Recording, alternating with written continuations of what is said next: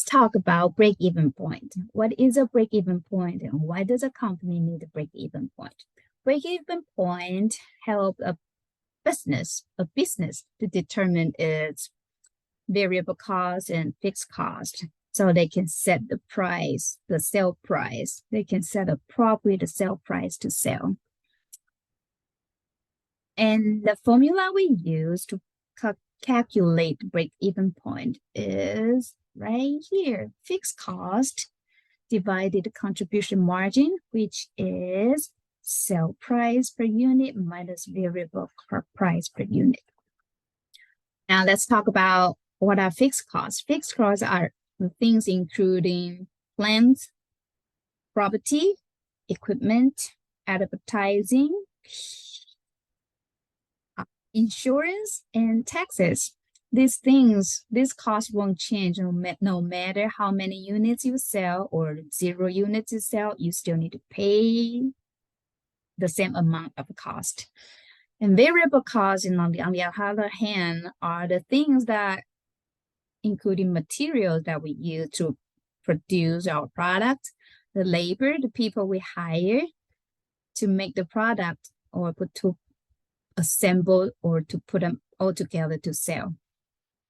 Since we know all this stuff, then we can plug in our formula. Our formula should be, or break-even point should be right here. Okay, our formula is right here. Our annual fixed cost is this much. And then our price per unit is 210, variable cost is this much. So we can get the conclusion of break-even point is 140, let's see, 142.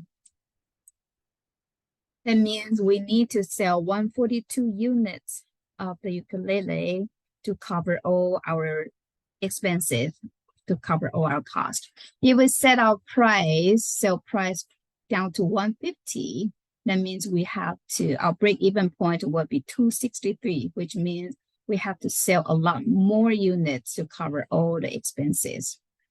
And once again, break-even point is once the company knows a break-even point, it is time for them to take a good look to see if we need to cut down the cost of a fixed or variable cost, or to raise the sale price to make it better for the company.